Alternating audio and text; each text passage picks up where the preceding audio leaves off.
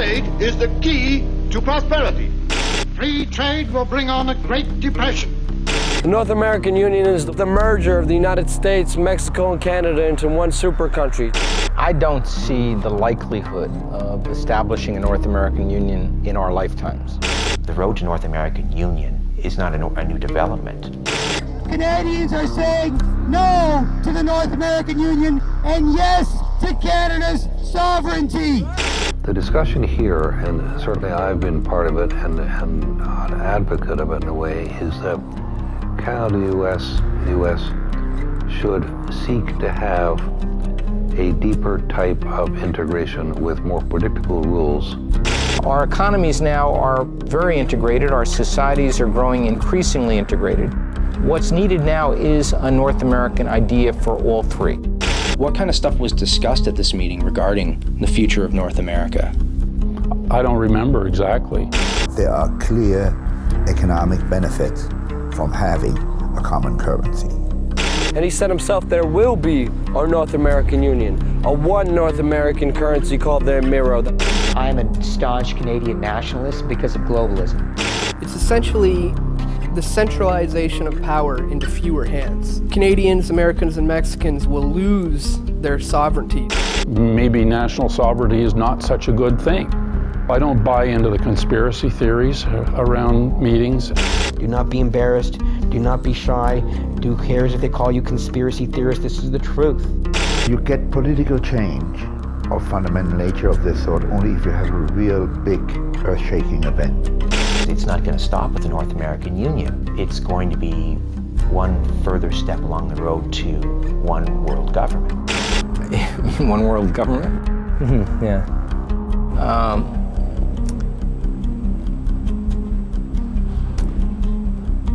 I personally think it will come. It will come.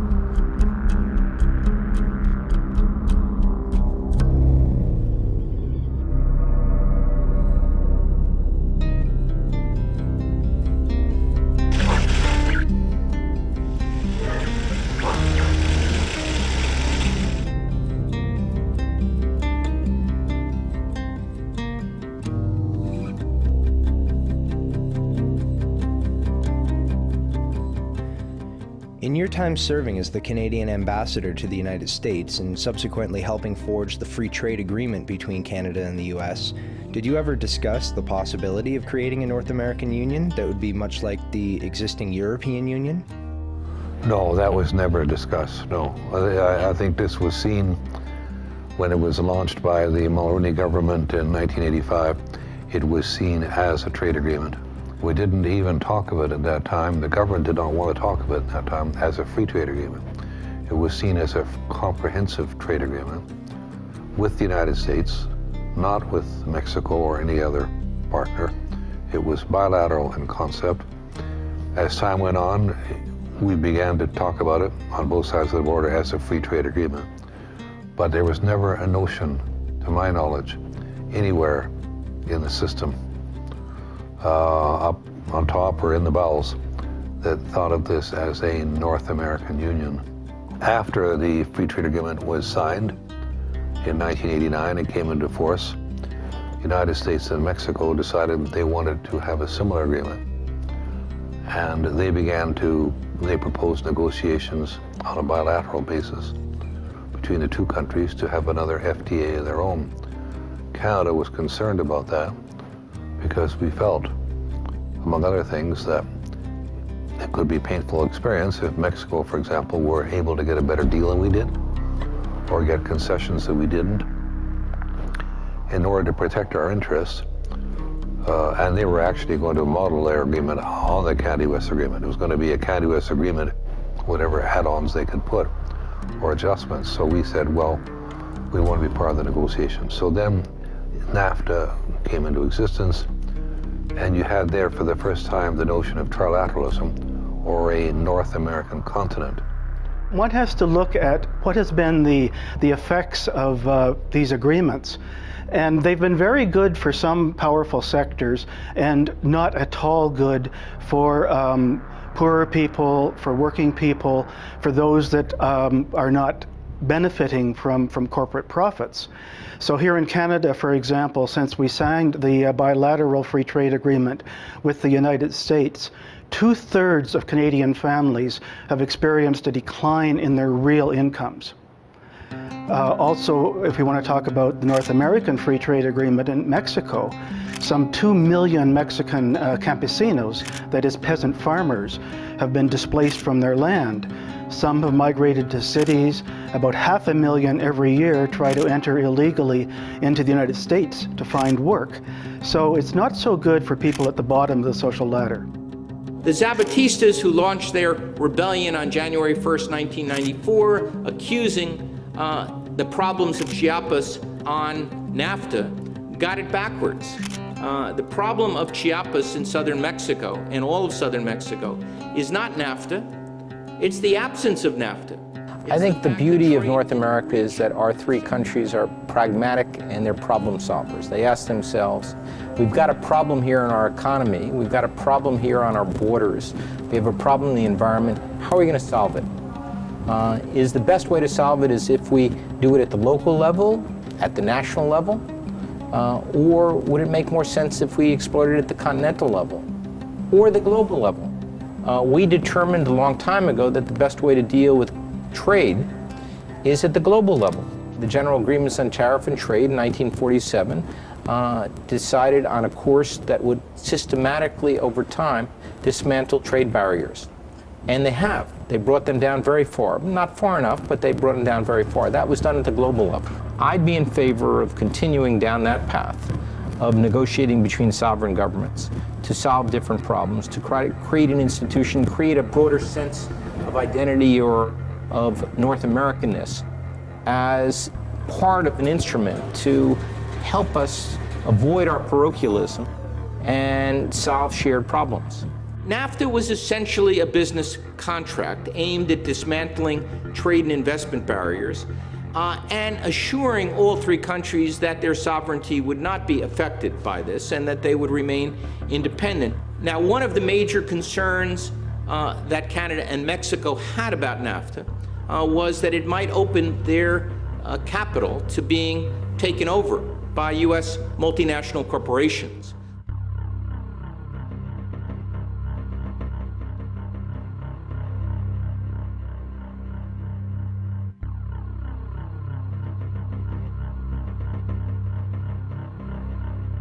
If you are a large corporation and you are given national treatment with any country, meaning as a corporation, even if you're a foreign corporation, which most of Canadians, Canada's primary corporations are foreign controlled these days, that you're given the rights of a citizen in that nation with the powers of a citizen.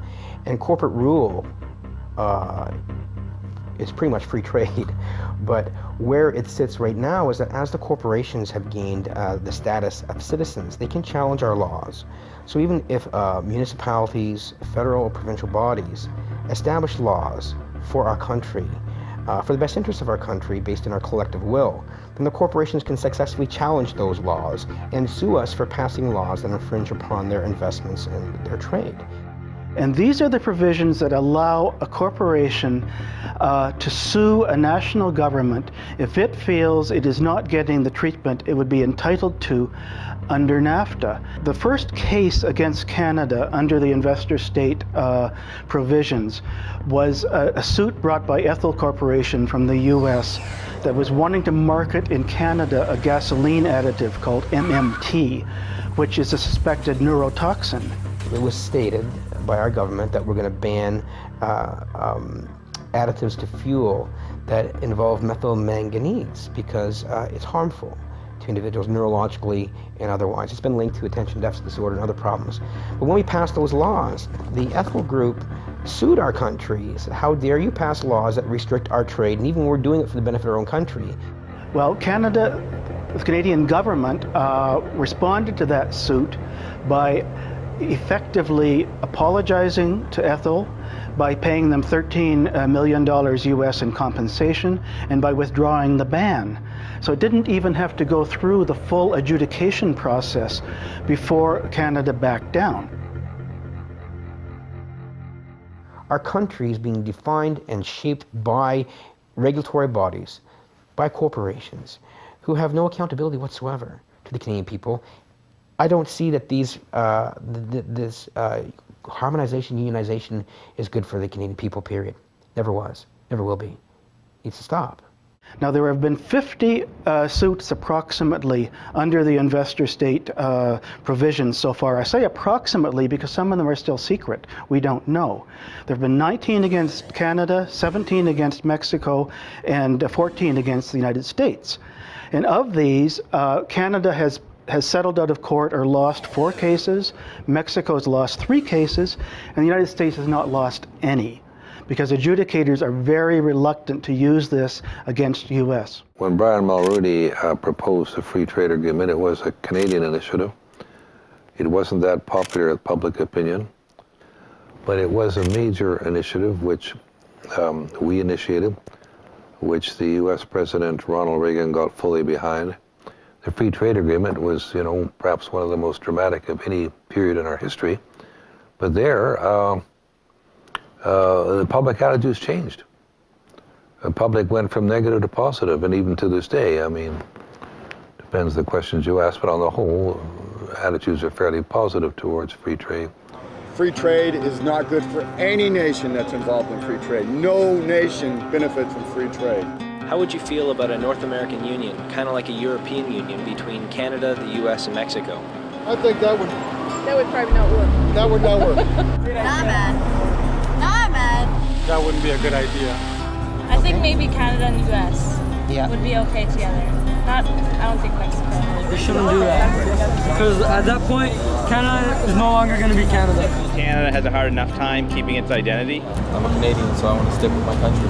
I just can't see that being favorable for Canadians in any way, shape, or form. We're still under British control partially. So we can't really. So that wouldn't happen. I wouldn't like it anyways. I thought they've been trying to do that for years. Okay, you think it's a good idea? Go ahead. Absolutely. The World Trade Organization is the only international organization dealing with the global rules of trade between nations. Its main function is to ensure that trade flows as smoothly, predictably, and freely as possible. The result is a more prosperous, peaceful, and accountable economic world. What's the WTO all about? It's all about greed. It's all about, look at these kids up here. They got a sign up that says, "Don't trade our future." For these young kids in the street today, it's about their future being traded off by corporations who frankly don't give a shit what happens to them. That's what it's about. That's what people are fed up with it. They understand it. Direct action brought these people together. Many of them on the street I've talked to have never been in a direct action before. They feel very empowered. They're starting to understand that people can be empowered and take charge of things themselves, and direct action is perfect for getting people in that role to take charge over their own lives. We'll never be divided. Together, united, we'll never be divided.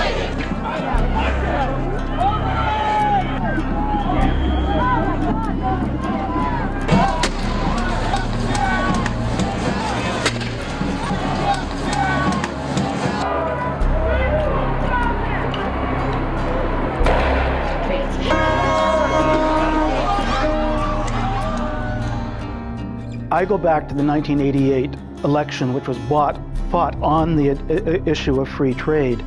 And the opponents of free trade actually won the majority of the vote. The Mulroney government was elected with a minority of votes. At that time, we had a high level of participation from all sectors of society.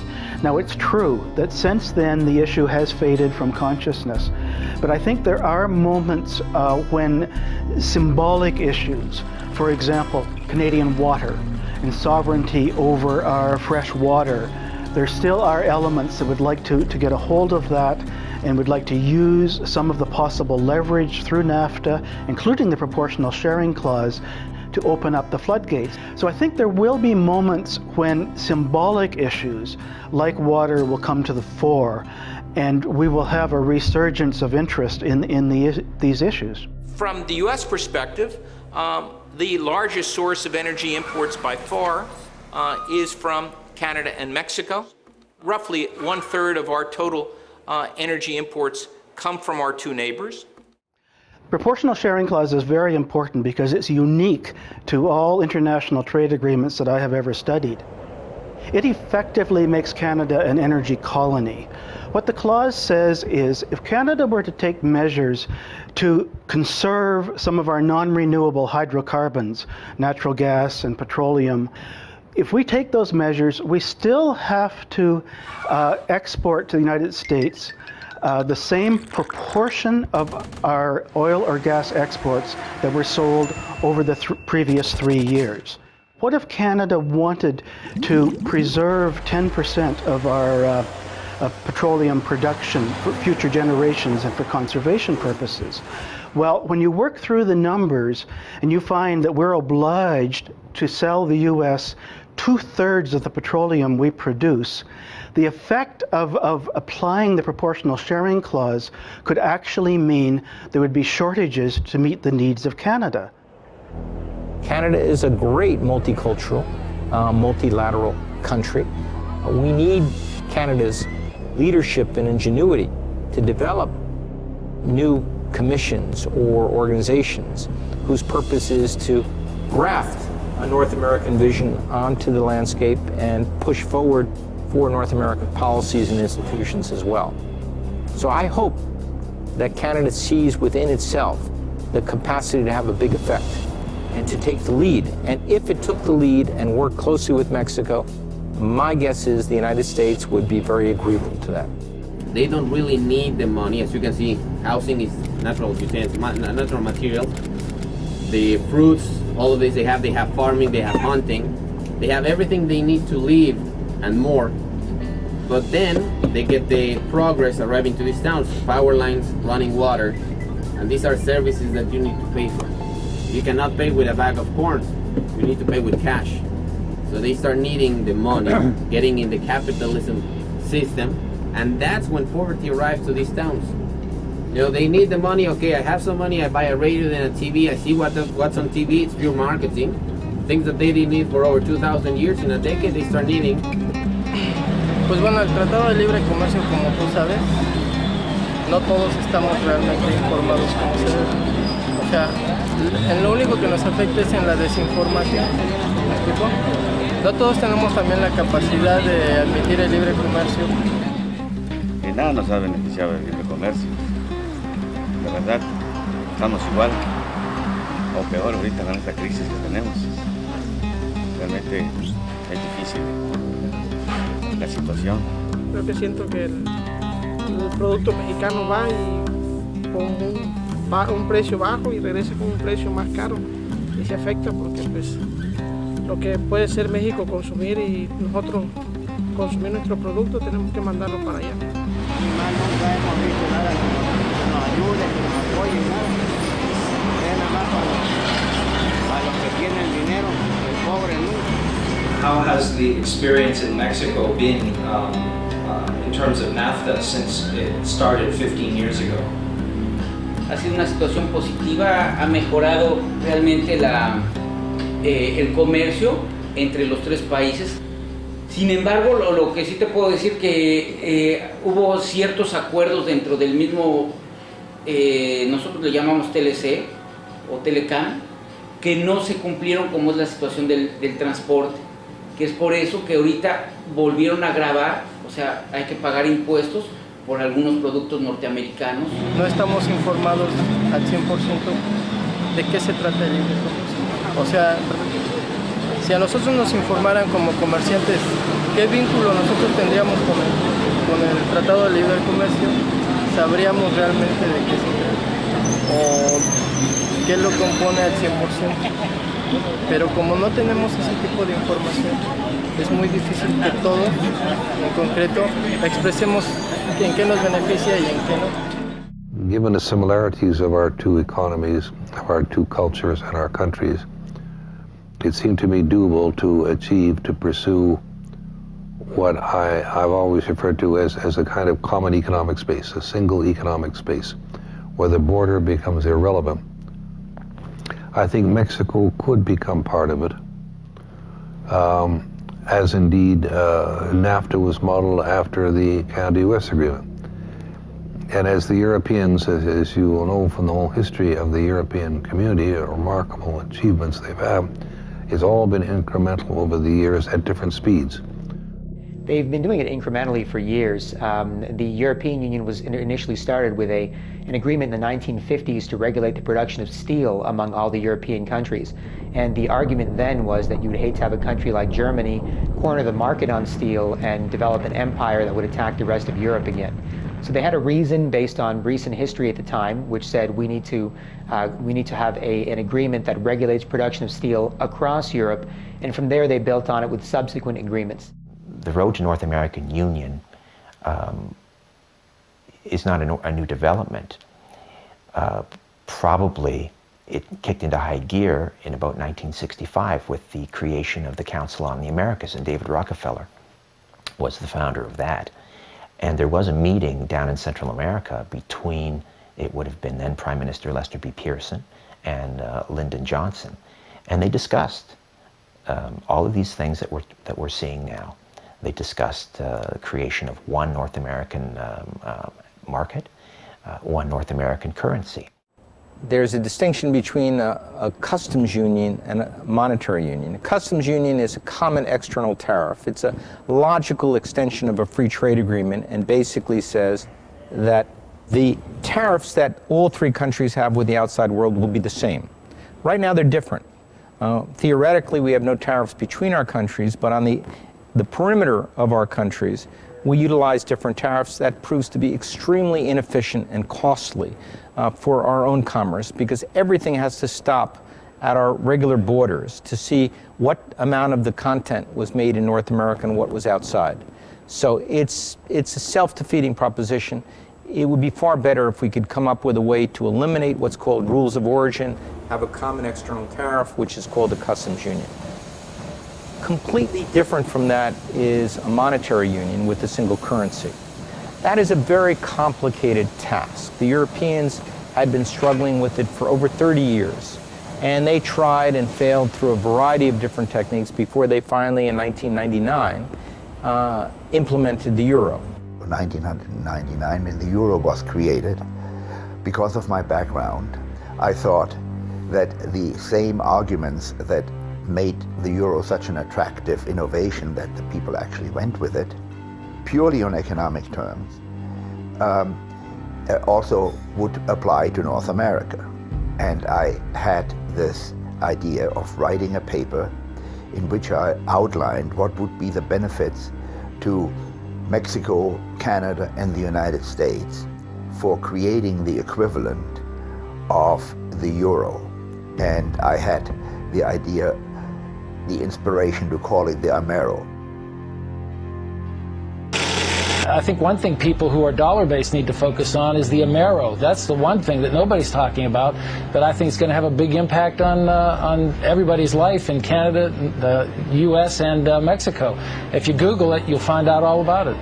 Well, you could tell us a little bit more right now. You always hear it on CNBC, don't you? The Amero is the proposed new currency for the North American community, which is being developed right now between Canada, the U.S., and Mexico to make a borderless community, much like the EU, and the dollar, Canadian dollar, U.S. dollar, and the Mexican peso replaced by the Amero. You really think that will get any leeway? You may want to visit a couple of websites and see how far along it is. The Canadians are pretty upset about it, whereas the Americans, apart from the Texans, are the only people who know anything about it. The rest of the public's really sort of with their head in the sand on this one.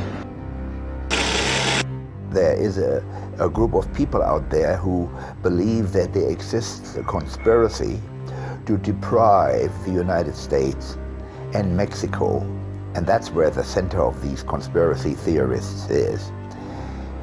They are worried that there was a conspiracy to rob the two countries of their national sovereignty and through the back door bring in socialism and various other kinds of things. This is, of course, nonsense.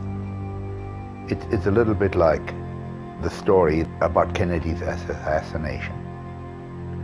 People still don't believe that Oswald did it.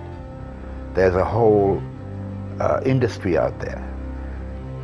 There's a quarter of all Americans or something like this still think that Elvis Presley lives. I would put the stories that these guys are manufacturing essentially into that category. I cannot deal with it. I'm not following it. I hear about it because, as far as I'm concerned, it is just a conspiracy theory. The idea that I am associated with and that I'd like to push is that there are clear economic benefits from having a common currency. The basic economic argument in favor of a common currency is that you have lower transactions costs for firms that are exporting, importing, making investments, and secondly, that the cost of borrowing that is highly correlated with the cost that has to be paid by the federal government, cost of borrowing by other jurisdictions, corporations, consumers, mortgages, they all would be lowered to the benefit of Canada. In 1974, as a condition of joining at the time this G7, this group of 7, which became the G8, which is now the group of 20, this was following something called the Milton Friedman School of Business in Chicago. And they thought, well, it's better to give the banking industry of countries to the private markets and let it be handled there and go with the ebb and flow. But as a condition of being a part of these groups, nations have to give up the control of issuing themselves their own credit, of loaning to themselves. And because we chose to do this, because we thought being part of this group of 7 or group of 8, now G20, was a good thing for Canada, we stopped using our Bank of Canada to fund our infrastructure. We don't borrow from ourselves anymore. We borrow from the private banking cartel. The outcome should be clear. On a board that determines what the interest rate would be for a North American Amero area, would have to give greater power to the country that represents 70% of the entire economic activity and financial power, the United States, and only, say, 15% for Mexico at the moment and 15% for Canada. The most important thing about this kind of a central bank is that the politicians have to stay out of it completely.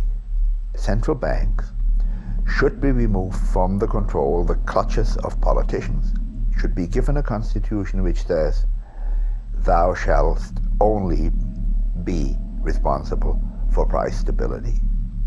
Politicians still play a role because they have to appoint the people to the boards which determine the day-to-day policies which in the end are supposed to have the outcome of price stability. To give up this right to lend to ourselves is absurd, because what has happened? We've gone from an $18 billion deficit to up to a $588 billion deficit, of which about 95% of that is compound interest. And money, we're paying interest to who? Well, there's no person out there who has a Canadian flag, who lives in Canada, who we pay $60 billion in interest, both federally, provincially, and at the municipal levels too. We're paying someone else interest on the money that we can print and produce ourselves and lend it to ourselves to fund our infrastructure, to fund our social programs, to fund our education for our university students who are also being put in a debt trap. But as you give up control of your currency, and William Lyon Mackenzie King said it most poignantly when he said this. He said, you know, the issuance of the credit and currency is the state's most precious resource. And once you give up that control, it matters not who makes the laws of the land, because usury, once in control, will wreak havoc on any nation. All right, ladies and gentlemen, here we are at the Federal Reserve. As I said once before, this is the very institution that is highly responsible for bankrupting America and essentially enslaving the world under a perpetual debt system. It's by no way federal, and there are certainly no reserves. What's your full name? What's that? What's your full name? Is there any reason why you need my full name? I'm just asking what's your name. What's your partner's name? Well, you can ask him. Hey, boss. What's your name? It's essentially the centralization of power into fewer hands. That's what's going on. Canadians, Americans, and Mexicans will lose their sovereignty, their right to govern themselves as an individual nation. And the economies of all three of the nations will be merged into fewer and fewer hands. I can see an obvious, clear problem with that. The moment that power gets diverted into fewer hands, you got to be concerned. We have a lot of people here still who believe that having a picture of the Queen is a wonderful thing, and that it is a symbol of nationhood. It is a slippery slope of losing the Canadian national identity by having on our day-to-day, every day we're looking at coins and bills, and there we see George Washington, rather than the Queen or another symbol of Canada. And that sort of pervades the psyche and reduces national sovereignty. It is the merger of the United States, Mexico, and Canada into one super country. It's like NAFTA on steroids, and it's about bringing all three countries together into one country, joining our governments, our currencies, our military. I had the pleasure of interviewing former President of Mexico, Vicente Fox, and he said himself, there will be a North American Union. Can you please talk about how you, as President of Mexico, President Bush, and the Prime Minister of Canada established working groups towards a North American Union? There is the original document, the original commitment, and there is supposed to be follow-up procedures. There is supposed to be committees to discuss and to advance, but that's not happening. Will there be a North American Union? Do you believe there will be a North American Union? I would hope so. I think it will be very convenient for both of us. When Vicente Fox in the 1990s was a candidate for presidency of Mexico, I was at a conference and I sat next to him at dinner, and on the other side of Fox was Robert Mundell, whom I mentioned already as the father of the European Monetary Union. And we impressed him, obviously, with the idea that there would be great benefits for Mexican economy from this. He had no difficulty accepting it because he was a successful businessman before he became a politician. He was the president of Coca-Cola Mexico. So when he was elected, he went on a courtesy visit to the White House. And the press release at that time said that he raised with President Clinton the idea that we should push forward on a North American monetary union. It was said that he did the same thing when he got to Ottawa and talked to Chrétien. We have had opinion surveys which showed that the idea of a common currency with the Americans and Canadians is totally unacceptable to Mexicans for nationalistic reasons. They want to maintain Mexico as a clear, identifiable nation and culture. And for some reason, word has spread amongst them that this is the first step towards absorption by the Americans.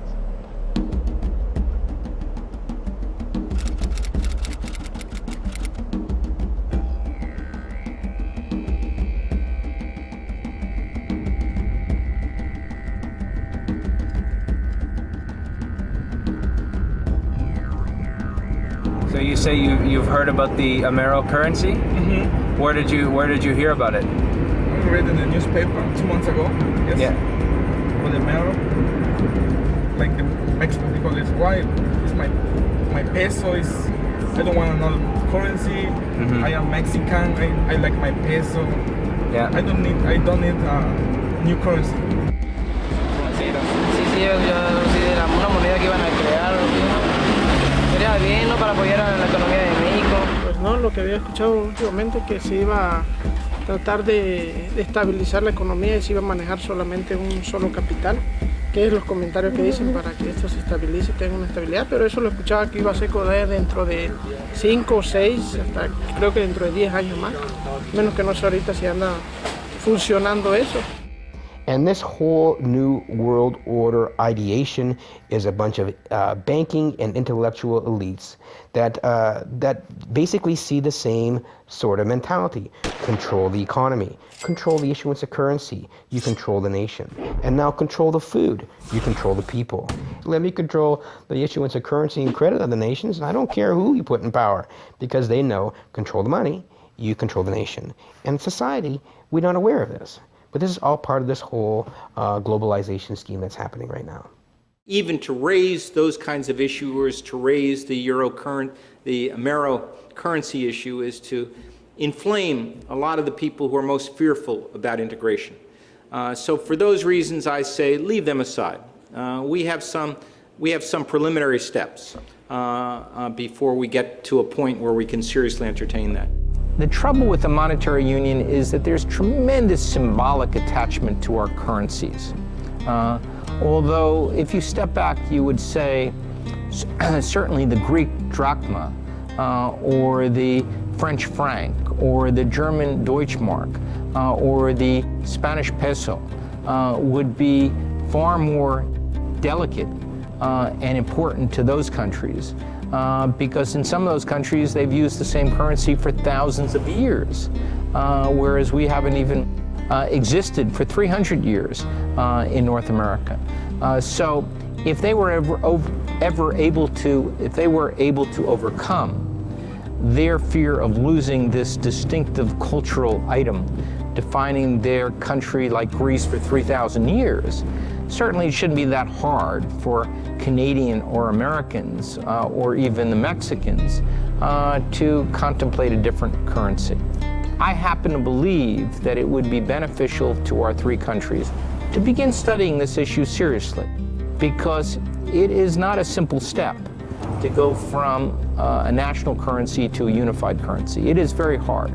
And the European experience shows that countries have got to find a way to consult on macroeconomic policy, on budgets and deficits and debts, and establish indicators that would reduce the distortion between economies before you even take the first step toward a common currency. I believe the American people, the Canadians, the Mexicans are practical people. You have to make a convincing case that moving towards a unified currency will be demonstrably better for their standard of living than under the current system right now. We should proceed by letting the academics study this for us. Think about it as much as possible. Help us to understand what the hazards and the benefits are before the people may calculate whether it's in their benefit or not. Well, of course, he'll also give you the line that he never ever talked about a North American union, that he's always advocated a North American community. But if you read what he has to say, what he envisages is this North American community would be organized. He would have basically three very powerful institutions that would basically correspond with a judicial and a legislative branch and an executive type branch, which would the executive branch would steer the agenda for the three countries, Canada, the US, and Mexico. You would have essentially a North American parliament to mirror the three separate independent legislative bodies in the three countries, and then you would have a North American court, which would adjudicate on disputes, etc. Well, that sounds an awful lot like a North American union to me. He can call it a community if he wants it, but now we're just parsing terms, silly semantics. It's important to know when you're talking about this subject that nobody here is talking about a political union. They're talking about economic and political arrangements which deepen integration and the relationship, but in which the countries, as in Europe itself, maintain their sovereignty. We're talking about the virtual destruction of a sovereign nation, three sovereign nations, the end of a constitution. Sovereign nations can be an obstacle to the free flow of money and goods and labor. And if they can erase national boundaries, obviously that would maximize their efficiencies and their profits. But at what cost? I mean, only the nation state is best equipped to safeguard our individual inalienable rights. How's your experience been in the European Union over there? It's rubbish, a lot of rubbish, the EU. The issues that most people face is employment. We have a large immigration population coming over, and so the UK at the moment in the recession are quite worried about losing their jobs, but other than that, it gives you opportunities that you wouldn't normally get, and travel as well is good. I mean, from a business point of view, it makes business more effective, you know. You don't have to worry about exchange rates and things like that, but it just seems so remote and far away. I mean, it's over in Strasbourg in France, and we don't really get to hear much about what goes on there. You know, you vote once every 4 years, and then it doesn't seem to change much. Everything is more complicated and bureaucratic, and you got all these like strange laws that maybe apply in France, for example, that in Scotland they're completely irrelevant, and it just makes life more difficult. It's a process of harmonization, because you have different social systems, different currency, different quality of life, and I think it takes, in this case, maybe 40 years if you have a democratic process. Sovereignty as a concept was born in Europe. It was created in Europe. They created the nation state. The Europeans invented it. And through the colonial empire, they went globally, and then they passed the sovereignty notion on to the rest of the world. The Europeans have thrown sovereignty out the window. Well, the Canadian Council of Chief Executives is an organization whose members essentially are the 150 CEOs of Canada's largest corporations. I think we've seen the concept of national sovereignty eroded in a whole variety of ways. And while it's an important concept, you know, it's compromised by the Geneva Convention. It's compromised by every treaty that any country enters into. It's compromised by the Charter of the United Nations. It's compromised by the human rights laws. So I think we need to be a little bit mature about the concept of sovereignty. I find it amusing when people put sovereignty as in a kind of crystal jar and say, well, this is the ultimate. Sovereignty is the ability of a country to act in its own best interests in accordance with international law and its commitments to other countries. Because really, national sovereignty is one of the tools that we use in order to give democratic expression, because we've got to break things down into a more manageable size, but at the same time, it's a concept to be exercised with a certain amount of care. Sovereignty has changed so greatly because of the phenomenon of globalization, where all issues become transnational, whether it's trade, the environment, health, it's all transnational. And so sovereignty has to be understood in a very different way. And at the heart of sovereignty, you have the absolute requirement for deep international cooperation. See, the UN was the first great body that sacrificed, tossed sovereignty out the window. You can't simply agree to every international agreement just because people say we live in a global system now. We live in an international society now. You have to look at it on a case-by-case basis. The people appointed to head these international groups are appointed by bankers, financiers, and multinational corporations, and not by people with any direct link to the people. So they're not appointed by your elected officials, they're appointed by the groups they're supposed to regulate. The idea of accepting a world that is truly global now, a world where we are interdependent, without looking at the root causes of that interdependence, and without looking at the problems that interdependence has caused, is a mistake. Foreign trade is the key to prosperity. Free trade will bring on a Great Depression. Hitler had a dream that his big business should dominate the world. He called his dream the New Order. Foreign big business was weakened during the war And today, American big business is the strongest. And they have a dream to dominate the world. This was not a natural occurrence, and just because we do live in a global interdependent world right now doesn't mean that we shouldn't take steps to mitigate that and to reduce our interdependence so we can be independent and we can independently decide what we want for our futures. Canadians are saying no to the North American Union, no to the SPP, and yes to Canada's sovereignty.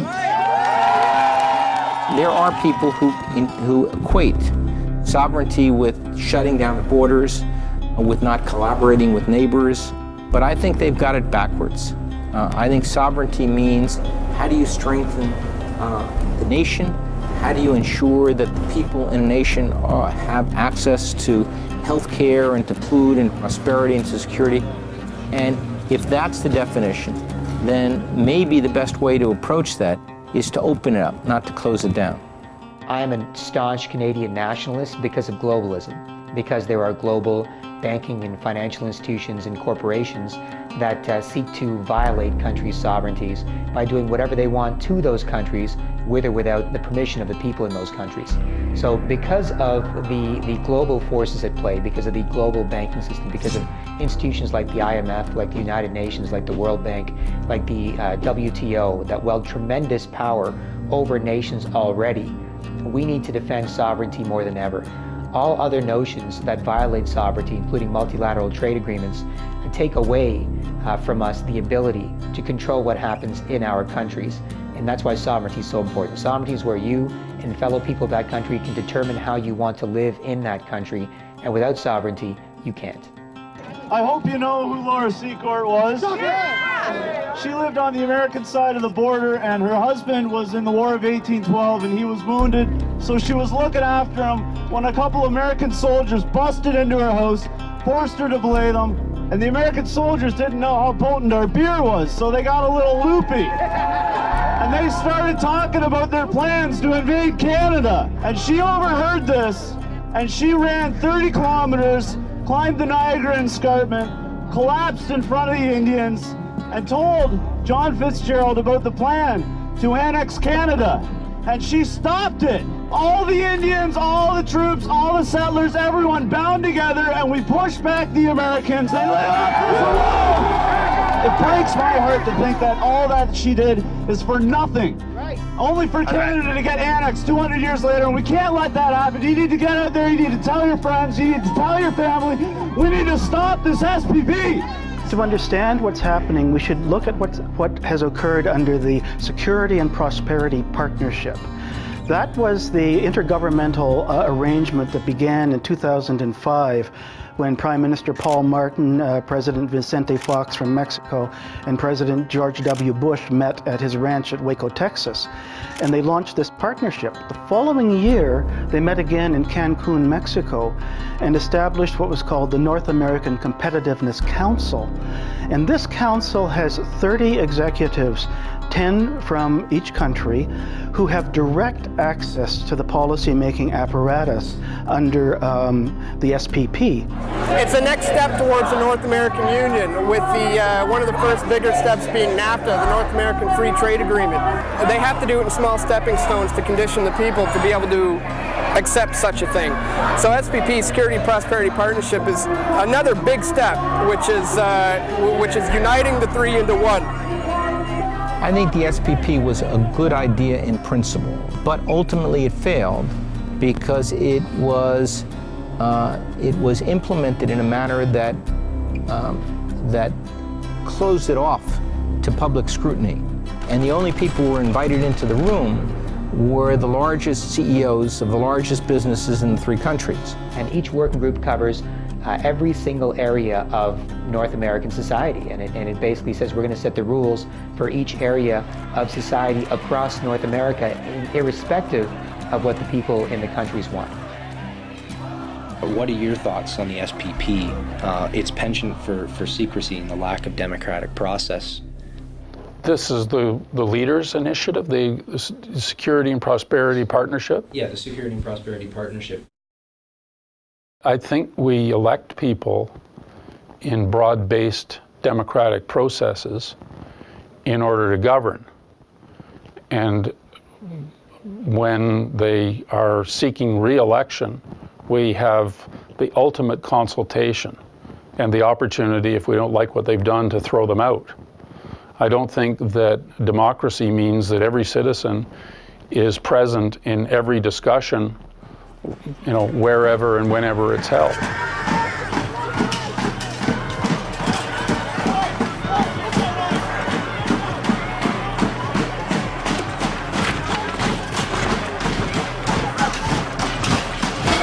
This is the destruction of Canada, what's going on right now. Look behind me. This is the end of it. The end of our sovereignty is what's happening. How do you feel about the protest? I love that these people showed up, and I fear that things are going to get out of hand. Look at these guys. This is out of control. When did our police turn into these guys? Is this too much police for a protest like this? This is the militarization of our police, and here's proof right here. This is the death of Canada, which is happening right now. Our sovereignty is in trouble. What happened in Montebello was the people in 2007, in August, in Montebello, Quebec, were fed up with this 2.5-year-old trade deal going forward and merging every aspect of their society and harmonizing the regulations to the lowest possible standards according to what corporations want. They were sick and tired of the information not being given out to the public, not being openly shared, and of not being given any input into what was happening with respect to this massive trade deal. So they massed in Montebello what looked to be about 1,000, 1,500 protesters. There was a security perimeter around the meeting, and there was incredible police presence there.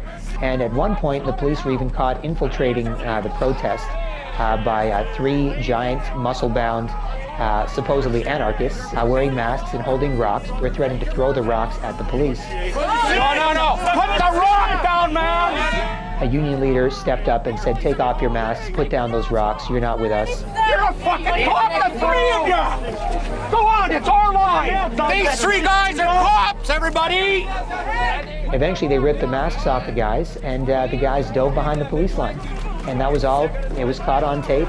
It was exposed. They were exposed as infiltrators because they were wearing the same boots as the officers who arrested them.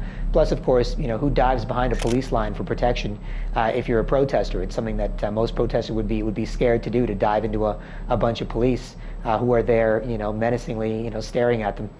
As we confirmed yesterday, the 3 people in question were indeed suited Quebec police officers performing their duties. And what that shows is the fascist lengths which the Canadian government will go to protect the information about this trade deal. In 2005, when you signed the Security and Prosperity Partnership, were you aware at that time of any plans to integrate the countries of Canada, US, and Mexico into a North American community similar to a European Union? And considering that the fact that there was no referendum from the people on this agreement, as a former Bilderberg attendee, could you please describe what your intentions were when you signed the SPP on behalf of the Canadian people? Well, okay. I attended one Bilderberg meeting. I'm not sure they ever invited me back, but just to make sure, I've also gone to a Maple Leaf hockey game. That doesn't mean I'm a Maple Leaf fan. Yeah. And what exactly is the Bilderberg Group? Well, it's a group of probably around 125 to 130 people that meet every year, heads of state, presidents, prime ministers, the heads of the Federal Reserve and Bank of Canada, and multinational corporations like British Petroleum and Coca-Cola, and heads of media, and all these really influential people who hold a lot of weight and have the ability to affect change in the world. That's who meets at the Bilderberg meetings every year. The name itself, they don't even technically have a name. Bilderberg is the name of the hotel where they first met back in 1954. I believe the meeting was first organized by Prince Bernhard of the Netherlands. And they've been meeting every year since then to, I guess, stage manage as best they can world events and further control the world's resources. So they've tried to remain secret for a long, long time, and it's only recently that the general population is starting to become aware of the Bilderberg Group. I mean, people at G8 summits, you know, people think, well, there's a lot of power, there's a lot of influence right there to affect change. And look at the protests that show up to G8 meetings. The people at Bilderberg have way more power and influence than anyone at G8 meetings, yet there's a media blackout. So right away I have to ask myself, well, why is that? You know, why isn't anybody covering this? These guys are bigger than G8 guys. In 1996, you were at a Bilderberg meeting, and also there was Jean Chrétien and Paul Martin. I don't know if I was at that meeting. I've only been to a few of them.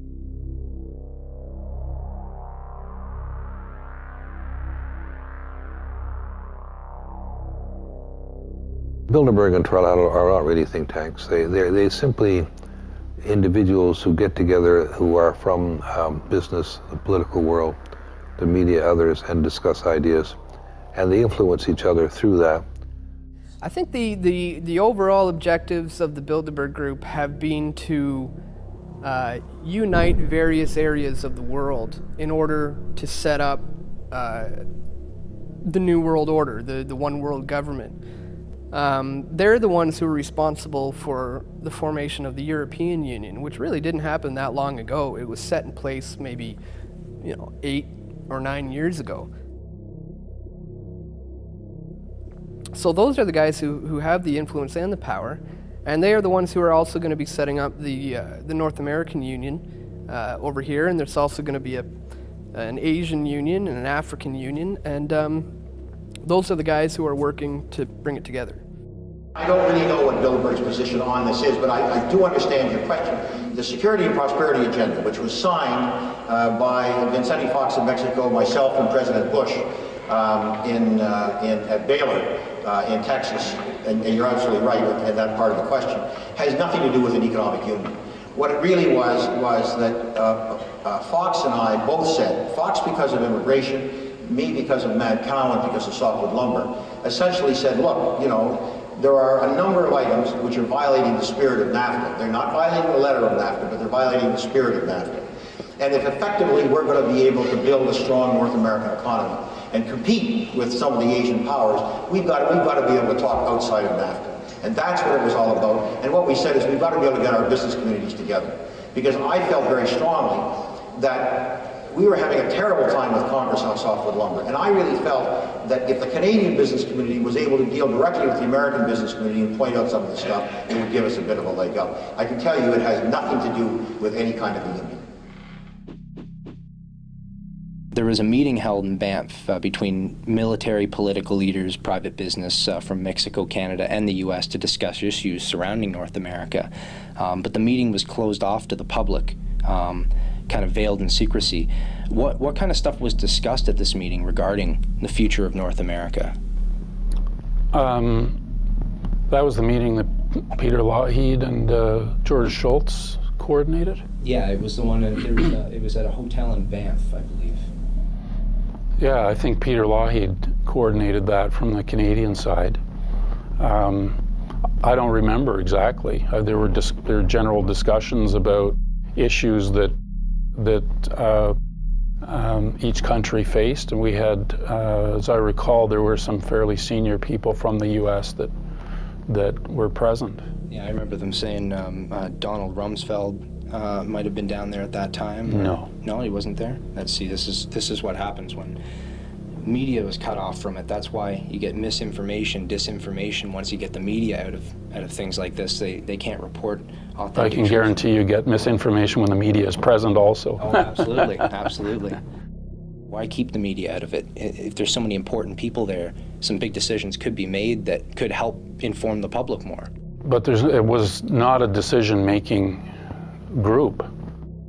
I mean, I was there. I'm just a lawyer from Toronto and Ottawa, so I have some experience, and I can talk knowledgeably about the issues that we face, but I'm not making any decisions. I don't hold any office. I don't buy into the conspiracy theories around meetings. I think some of that is deliberately misinformative. Do we need the media to be probing and to be asking questions? Absolutely. And there's no doubt about that. Can you have meaningful, productive meetings with the media present? Sometimes. Sometimes you don't, if the media are present, you don't have a meeting. So, you just have to, you have to do things, with a certain practicality to it. You have three primary groups that have been working on this for some time, more pronounced since the Second World War, but there are three key groups involved, and this is the Council on Foreign Relations, or its sister arm in Canada is the Canadian Council of Chief Executives, which is about 150 executives of corporations which control over $3 trillion in assets in Canada. The Trilateral Commission, which is by and large looking for this world integration. And the Bilderberg Group, which is a group of individuals who see this whole new role for society, building this global elite of integrating all of the countries together under one global single parliamentary command. So a new world order is being sold to the populace as being something that's good for us, for our own security and our own prosperity. It's not been voted on.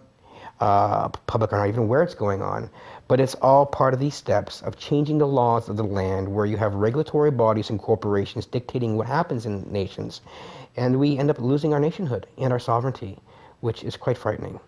The only prominent non-governmental sort of group that have really paid a good deal of attention to this has been the Council on Foreign Relations, and their task force did come out with an articulate, and Mr. Pastor was involved, a vision, well-argued. John Manley in Canada. It was a very distinguished group of Americans, Mexicans, and Canadians who argued for a North American community.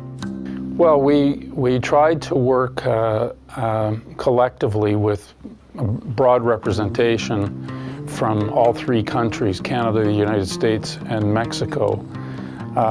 We were looking at really NAFTA, that many years, more than 10 years after it came into effect, saying, what should be the next steps? Where can we go from here, if anywhere? And there was a broad range of views, certainly among the people that the Council on Foreign Relations asked to be part of that. The Council did not endorse it, because the Council doesn't endorse the work of its task force, and they didn't hold any, public meetings on it. But it was, they I think, went beyond anything that has been occurred in the Trilateral or Bilderberg in analyzing the merits in this paper they produced in this task force.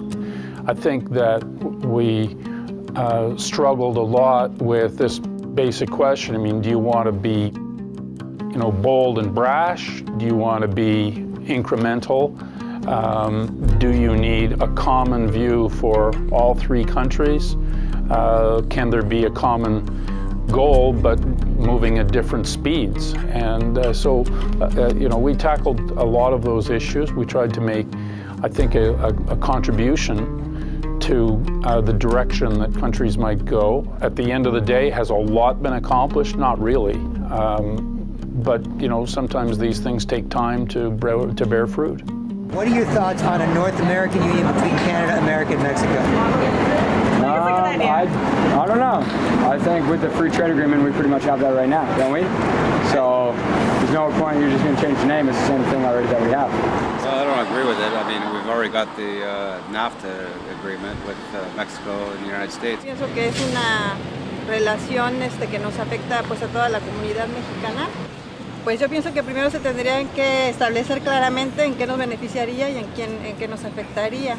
Pues más que nada yo pienso que pedir la opinión de la comunidad de cada país, que al fin y al cabo pues somos los que más resentimos ese tipo de unión. Pues considero que no ayudaría nada a México porque resulta de que nuestro dinero nunca vale.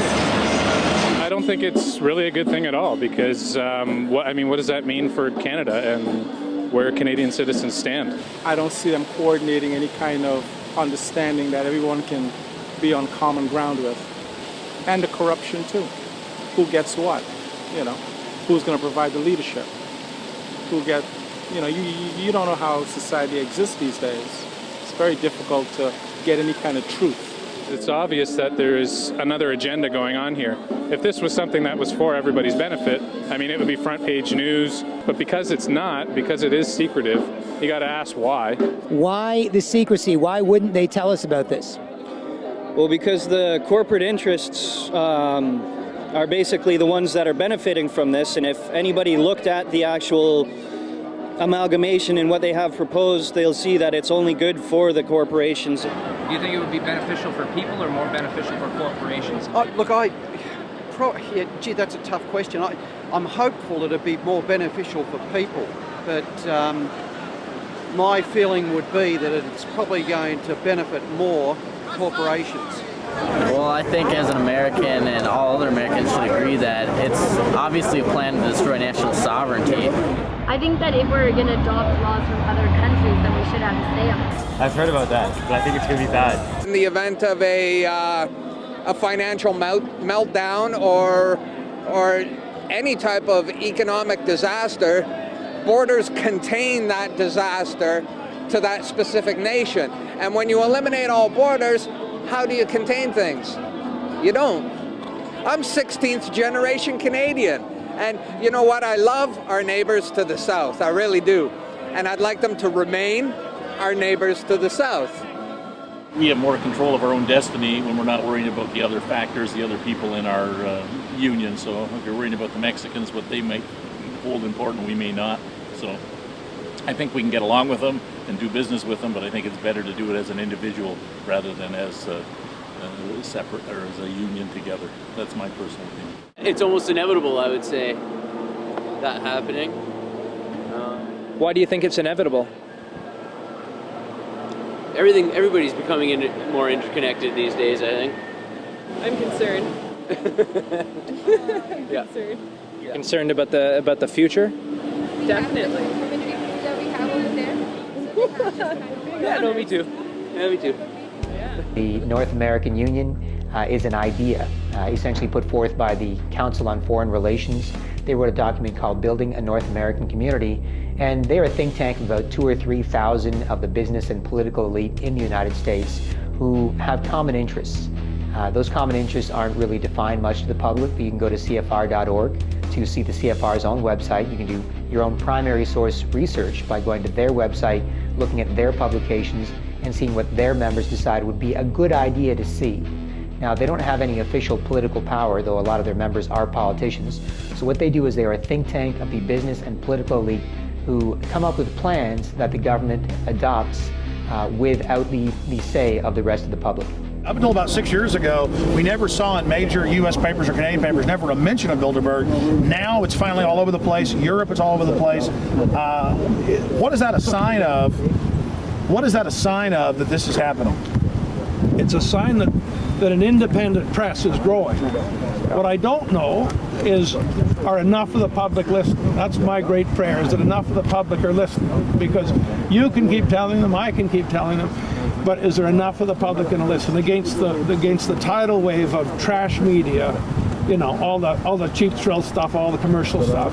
Are people really going to learn what's going on? Because what is happening to the United States, to Canada, to Mexico is terrible, terrible, terrible stuff. Can you talk about the American Union? I mean, the CFR writes the white papers for their agenda.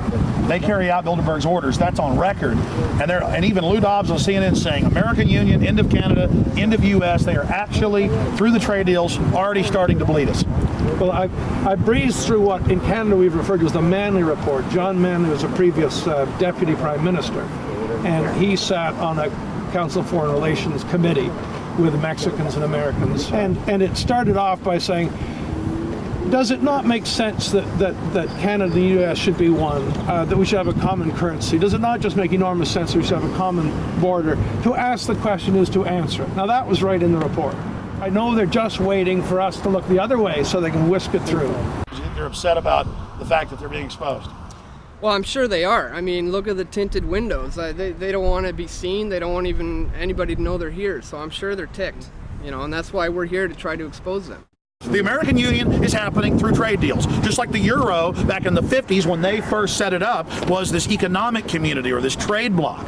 Now it's the Euro, and now they're taking people's right to vote, taking their sovereignty, giving it to these supranational organizations. So we're talking about the death of Canada is what's happening in there right now. The death of your sovereignty is happening in there right now. CNN has even reported that these individuals have put out the policy reports through the Council on Foreign Relations that writes their scholarly white papers to end the United States, to end Canada, and to end Mexico.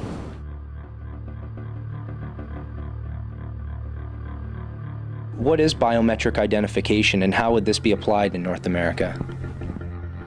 Well, biometric identification is using the characteristics which are unique to each individual as a means of identifying who they are.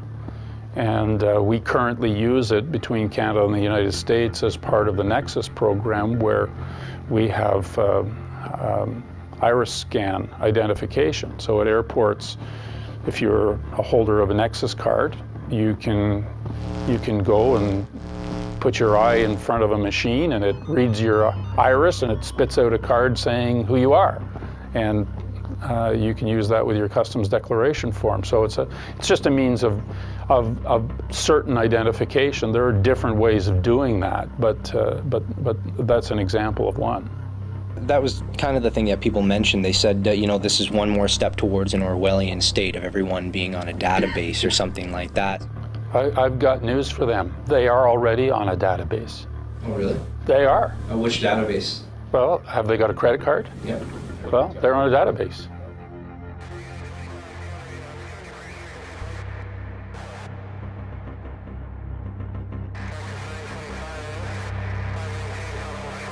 What are you most concerned about? Identity theft, or the fact that you might be on a database when you're already on a database? I think, quite frankly, your privacy is more likely to be breached by virtue of the information you supply credit card companies in order to acquire credit than by any linkage of your information to your biometrics. At least you know where you've got biometric identification, identity theft becomes almost impossible. And increasingly, for many people, identity theft is a nightmare. Once it happens to you, you never want it to happen again. So in a modern world, you know, every technology has its upsides and its downsides, and for some of the benefits, sometimes there are some compromises. What are some of the lessons that we can learn from the old world order for the new world order? Well, I think the first and most important lesson is that if we want to build a community of nations in North America that goes beyond just enlarging the market, that we have to give serious thought to what our vision of the future is. And more importantly, how all three countries that are quite independent and sovereign ought to relate to each other in a modern 21st century world. Our economies now are very integrated. Our societies are growing increasingly integrated. What's needed now is a North American idea for all three. An idea that not only defines our shared history, but a shared destiny. If we are to progress together and collaborate in a new way, it's also important for us to develop a sense of being something larger, a sense of being part of North America. Right now at the elementary school level, we by and large learn about our country and about how we differ from our neighbors and the rest of the world. I think it's time now to also learn, in addition to how we differ, what we share in common. And what North America is as a whole. It's more than just a geographical expression. I think that students should have a mandatory part of their curriculum that not only teaches them about their country, but also about their country's place in North America. I think from the elementary school level, the secondary, the university level, you can develop on that foundation a great deal more knowledge about what we have in common, about the problems that we share, about strategies for addressing those problems. And so right through university, we should have centers on North American studies that research and examine these questions and help all of our peoples know more about each other than they currently do. Frankly, Mr. Ambassador, we lack the trained men who would be able to plan and implement operations in an area we think is vitally important. Because of this, we are also requesting that your team of advisors include a senior officer who is thoroughly experienced in psychological operations. Very well, sir. I think we can provide you with an expert on the subject. He is concerned with its people, their way of life, their religion, their culture, their sense of national identity, or lack of it. He must know the people of Hostland, for their minds will be his primary objective. He reviews the psychological objectives the United States hopes to achieve in Hostland. Once the people start to consider themselves as a national group, acceptance of their government tends to increase, thus making penetration by subversives much more difficult. Psychologically, the people must be convinced that if it were not for the insurgents, these restrictions would not be necessary, and that when insurgent activities cease, restrictions will be removed. As the people are affected by the program, so the program is affected by their changes in attitudes. A successful PSYOP program will make them perceive things from the desired viewpoint. What thoughts will pass through his mind? What images will he see? What factors will push him in one direction or another?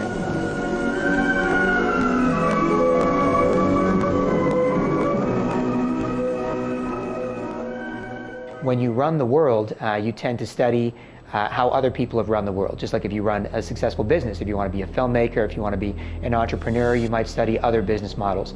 The people that currently run the world studied how the people before that ran the world and now want to create a scientific dictatorship. And that means they want permanent and total control over the world forever, so they never have to worry about revolutions again. So oligarchies have always been worried about revolution, always been worried about the people revolting. Oligarchies even popularized the idea of exile back in the 1200s, 1300s, where if the King of France got deposed, then he or she could go to England. And if the King or Queen of England got deposed, they would be exiled to France. So oligarchies were so worried about the people rising up in rebellion that they popularized the idea of exile to make that normal and make that an accepted thing you do to make sure you didn't kill your royal family who was a part of your country's history. Incrementally, they condition us to say that it's none of our business to look into things like giant multilateral trade deals that will affect every area of our society. They make it seem like it's not our responsibility. We have experts to take care of that. And the less we control our environments, the more apathetic we get. Placing the frog in a pot of cool water where the frog is very comfortable, and you gradually turn up the heat so that you don't, the change in heat is imperceptible until, of course, the pot is boiling, and then it's too late to do anything about it. That's what's happening now.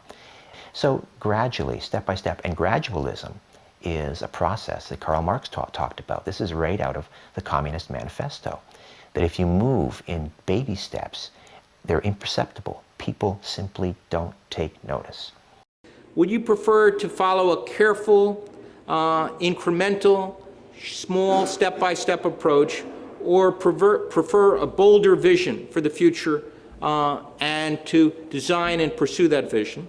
And an overwhelming majority of both Canadians and Americans said yes to the bolder vision. And the people, I think, are ready. The way I interpret the polls is not that they want a North American Union, but they are quite pragmatic about different ways to relate to each other and open to new configurations in North America. They learned long ago that you cannot just take it by brute force. I mean, when Hitler tried to do it, just take it by brute force, it doesn't work. The people will always prevail. So they've learned their lesson, and they realize that now you have to do it through stealth, through things like propaganda and controlling the media and the education system, and basically turn it around so that the people are in complete and total acquiescence, that they will literally beg for their own enslavement.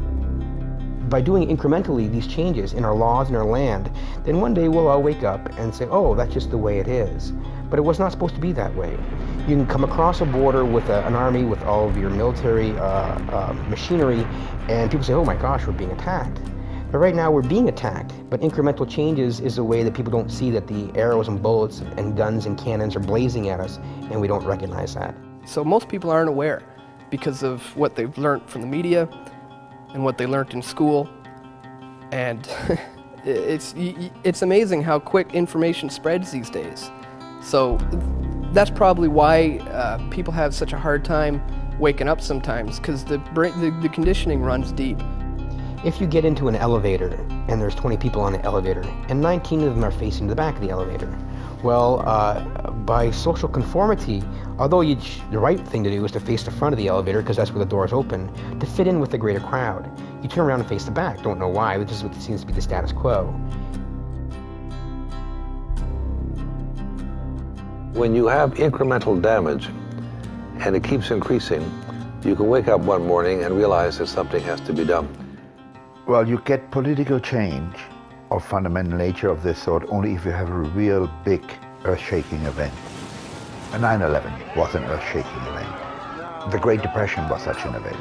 2 world wars costing millions and millions of lives and casualties among European countries was such an event. They drive changes. The European Monetary Union was the outgrowth of people who lived through at least one of those wars to try to avoid it in the future. Precisamente yo estaba pensando anoche que cuando hay desastres, huracanes o algo así, los aprovechados son los que tienen dinero y al pobre nunca le llega nada. Y probablemente no, porque tú sabes que los más ricos en tiempos de crisis se dan más. Nosotros seguimos haciendo la lucha por la subsistencia cotidiana. Solo es eso. Well, I certainly agree that it's when periods of great instability and chaos you have the greatest opportunity for creating new institutions and moving in new directions. I think it is obvious from any study of history, world history, that the greatest initiatives have usually originated from some crisis of some sort. The United States Marshall Plan would have been unthinkable after World War I. But after World War II, we were prepared to give a substantial amount of money both to winners and losers to help them to recover. It was quite a dramatic, and it really did require a crisis, a dual crisis. One, the end of the Second World War, and the second, the prospect of Soviet invasion of Western Europe. I think we needed a crisis to have Social Security, to have the Works Progress Administration. In 1935, Franklin D. Roosevelt put his signature on the Social Security Act. This Social Security measure gives at least some protection to 30 million of our citizens who will reap direct benefits through unemployment compensation, through old age pensions, and through increased services for the protection of children and the prevention of ill health. There's no doubt that steps that many people think would be desirable are extremely difficult to do in the absence of some moment in which people can step back and see that fundamental change is required.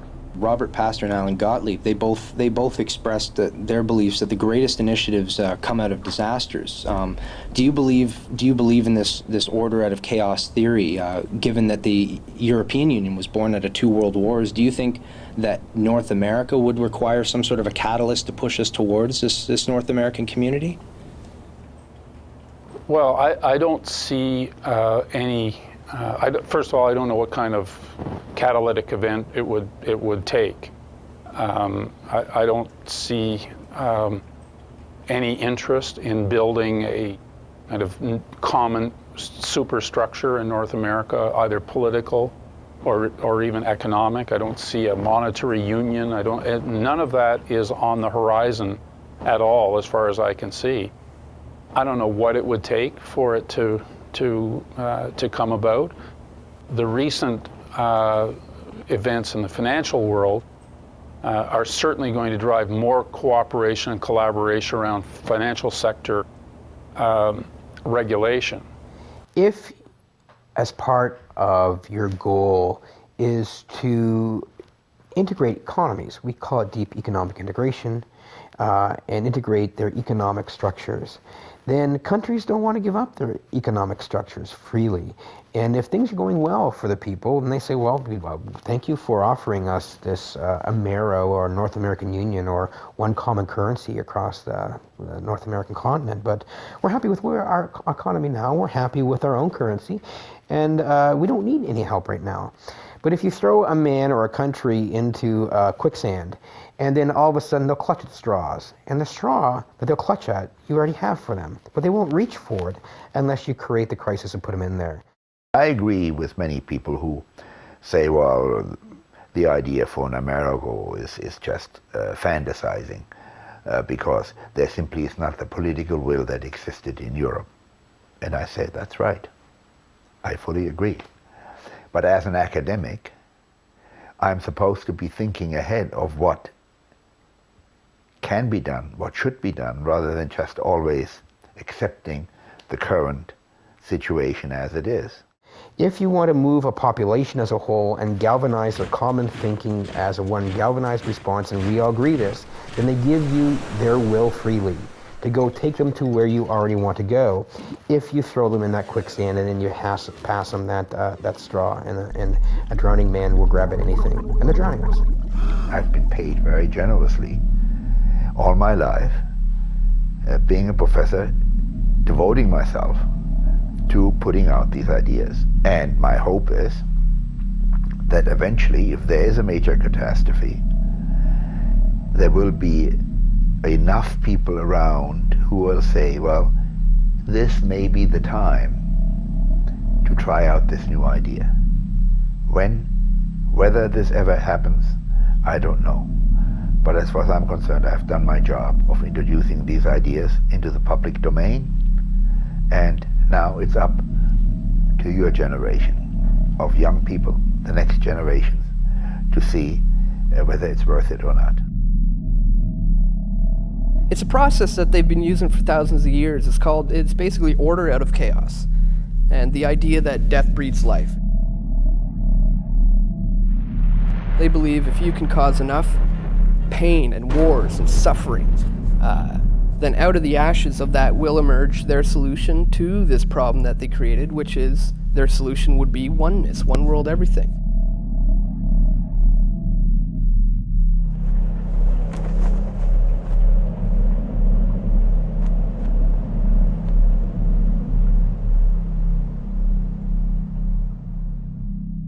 It's also known as the Hegelian dialectic, where you set up the thesis, you also set up the antithesis, so that you can offer your synthesis to the very problem and opposition that you created in the first place.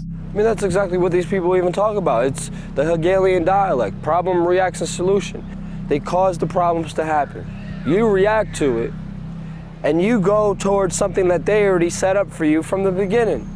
And that's how they get what they want, because they understand they can't just get rid of the Constitution. They can't just obliterate your rights. They can't just destroy this economy. They have to think of a plan to do it. Real freedoms are eaten up a little at a time, while government controls are slipped on, while the real power is collected into a few hands. Where government is not limited, no man is free. Change limited government to unlimited government, and our rights would be only what the master planners say they are. No longer the servant of the people, government would be the master of the people. That's the way to change what we have, take all power and all freedoms away from the people, and collect everything into the hands of one small group with absolute power. 9/11 was one of their plans for a push for a one world government. People saw this outside threat, and they ran for the government for help. That destroyed their rights, that invaded countries, that killed millions of innocent people. A good example is around 6,000 to 7,000 years ago, in Egypt, when the Egyptian leaders would have knowledge of the eclipse and the sun cycles. The knowledge had been handed down to them from their ancestors, and they didn't know why an eclipse would happen or how, but they knew when. So they would say, okay, everyone, you have to worship me as your divine leader and your God. Well, I don't want to do that. Who are you? You're just another guy. Why should I worship you? And then he would say, okay, well, if you don't want to bow down to me, then tomorrow I'll get my God to eat the sun and spit it back out. So the next day when the eclipse would happen, everyone would just marvel and say, oh my God, this guy must be our divine leader. That day comes by, there's an eclipse, everybody freaks out, and they end up doing as the rulers is, either way they want it or not. Now, there's absolutely no way that we can tell for sure they were doing this or saying that. I'm just trying to show you the potential use of the knowledge in the hands of 5 or 10% of the population. Just manipulation of the information to control the masses. Pretty much what we have today. I was going to say that. Turn on the TV. Just the TV, that's right. Media now. They create order out of the chaos they create. Basically what they do is they take a stable society of individuals who are doing their own thing. They're making a little love, making a little money, making a few mistakes, and living within a given system. Then they introduce radical changes to that system. They introduce radical new ideas. Our enemy is a radical network of terrorists and every government that supports them. They introduce radical new threats. The people of the United States and our friends and allies will not live at the mercy of an outlaw regime that threatens the peace with weapons of mass murder.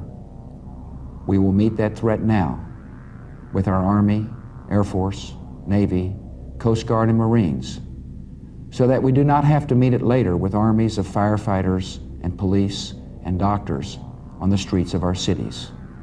And they get all the people prepared to make entirely new decisions and think in entirely new ways that facilitate more plans for more control by the people at the top. You're free, and freedom is beautiful. And, it'll take time to restore chaos and order, order out of chaos, but we will. Create a crisis, terrify the people into going for a solution that you suggest, which gives you more control. It may temporarily keep the people safe, but in the long run, the people don't know that you engineered the crisis, so they trust you even more, and they get habitualized to accept the next crisis and the next move towards more control. You've got to look at who benefits from that, because the people that benefit from that may have engineered it in order to bring order out of chaos.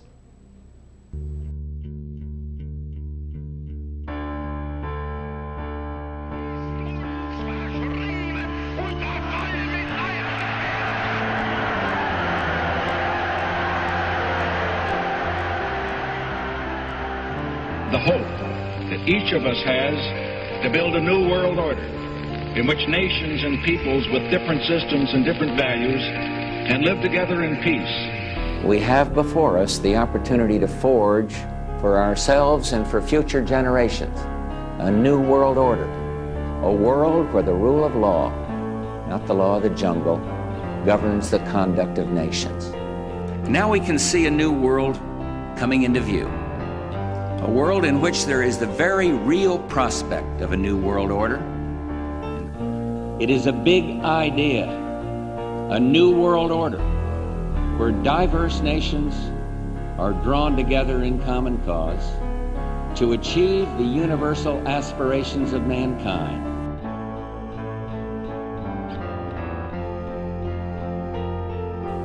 Out of these troubled times, our fifth objective, a new world order, can emerge.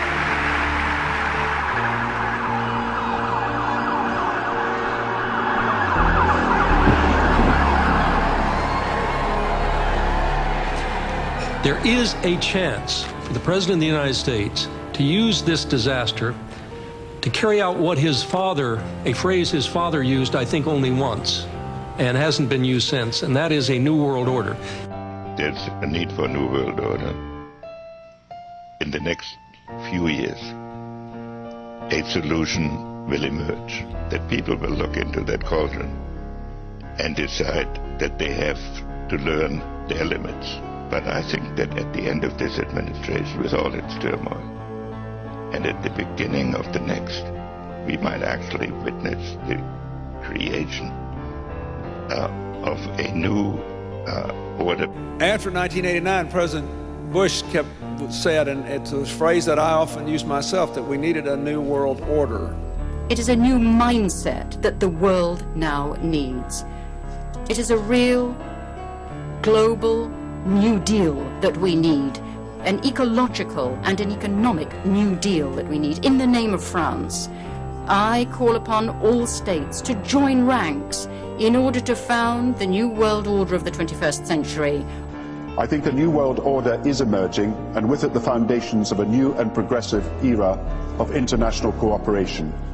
We need a world of shared global rules, founded on shared global values. When we are successful, and we will be, we have a real chance at this new world order, an order in which a credible United Nations can use its peacekeeping role to fulfill the promise and vision of the UN's founders. The New World Order essentially is an agenda. It's a plan to unite the world into one, whether it be one world government, one world cash system, one world religion. It's all about uniting everything into one. They call it the New World Order, and that's what they're trying to create. Essentially, different power blocks from around the world decide to get together and agree to carve it up amongst themselves with a system where they all profit and the whole world is fooled into believing something else. This idea of a globalization or a global totalitarian political scheme where the masses are regulated and controlled by the few is nothing new in society. It goes back millennia. This has been a common theme of those who seek to profit us and to oppress us and to hold us in checks and balances. Pick up letters from Henry Kissinger, where he plans for a one world government, where he talks about an outside threat, whether fake or real, using it as a way to scare the people so they accept and love the New World Order.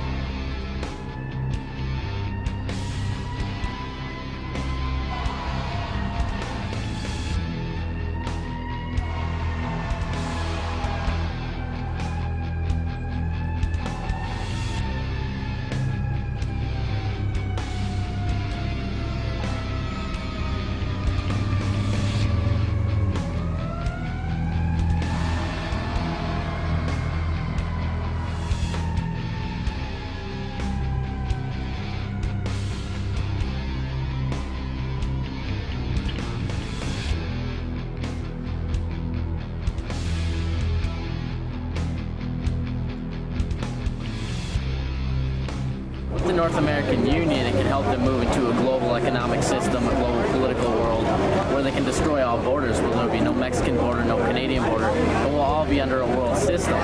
Then you're looking at world domination type stuff, and I think there's too much diversity in the world to do that. It comes down to the bottom line, which is money.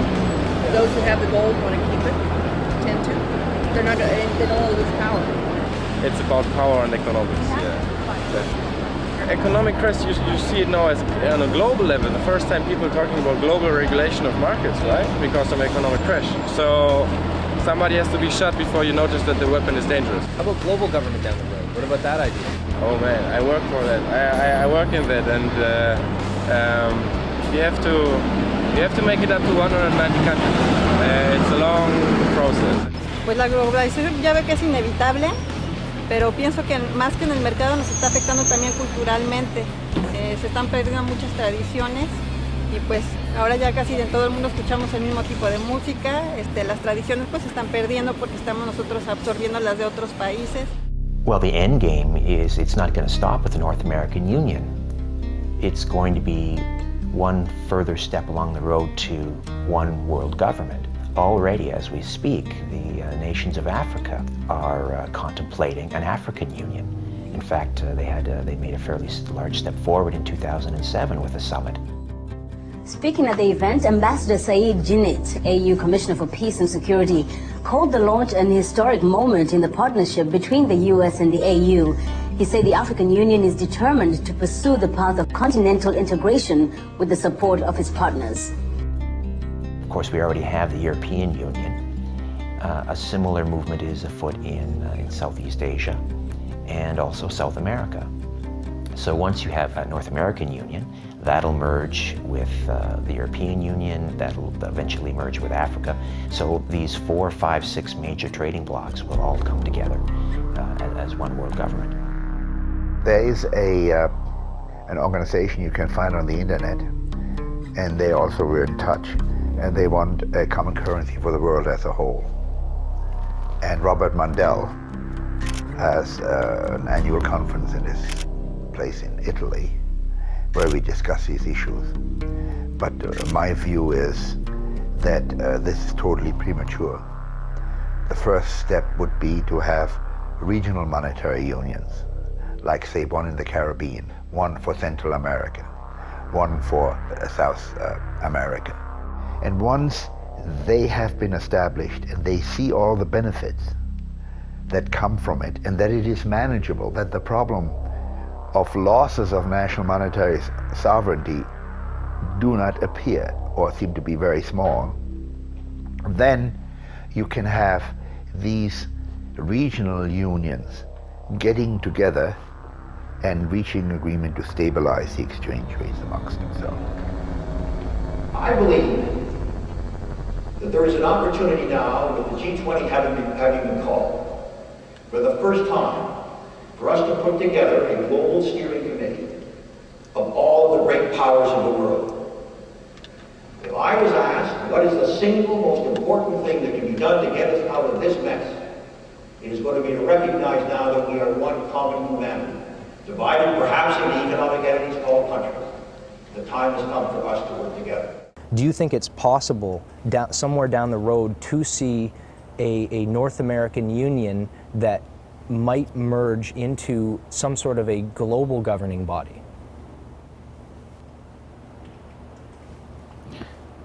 One world government? Yeah.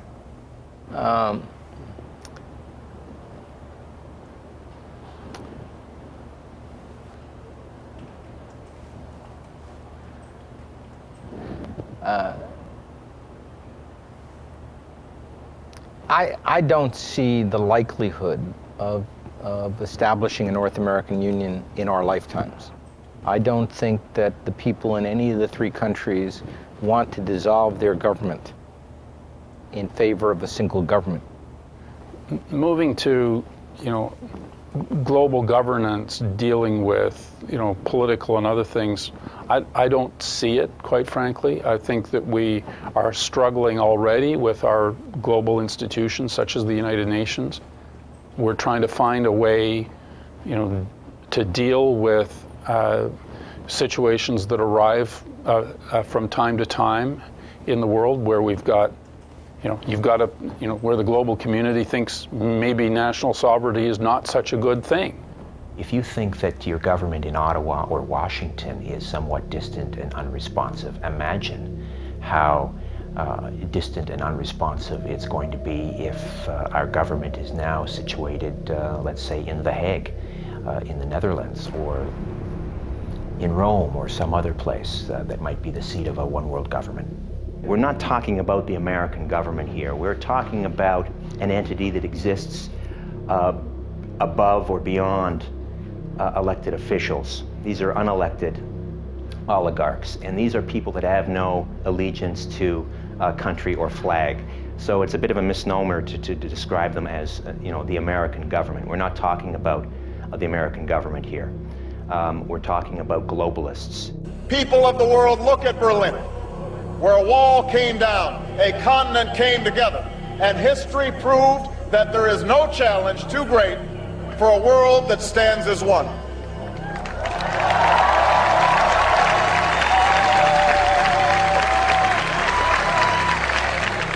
While the 20th century taught us that we share a common destiny, the 21st century has revealed a world more intertwined than at any time in human history. In this new world, such dangerous currents have swept along faster than our efforts to contain them. And that is why we cannot afford to be divided. The burdens of global citizenship continue to bind us together. Partnership and cooperation among nations is not a choice. It is the only way, the one way, to protect our common security and advance our common humanity. I could see in a half century or less or more, China evolving into the status of a superpower, possibly India. Europe will be an area, I would hope, of great prosperity, but it will not be a political superpower. By the very nature of the democratic system that underpins it, there isn't that type of consensus behind it. So the United States power will decline, but I think that it's unlikely to be replaced by equivalent power anywhere else. And I think that for even those countries we talked about, their problems will be very, very great in the future, as America's will be. And I think it's a safe bet to say that in the world of the 21st century, all the powers of the nation state, of all nation states, will decline to some extent. We're moving towards the uncompleted pyramid being finished, which will be the New World Order, one world government, one world religion, one world cash, total enslavement. I think the idea of having a union at the North American level or a single world government is really more of a red herring that people who are frightful of any collaboration with any country throw up as a way to try to avoid discussing any serious issue. I think the greatest threat to our three countries are those people who try to intimidate others from having a genuine debate on what our long-term interests mean, and those who think that we will prosper by remaining stationary, by not changing. I think that is the greatest threat that we have to avoid.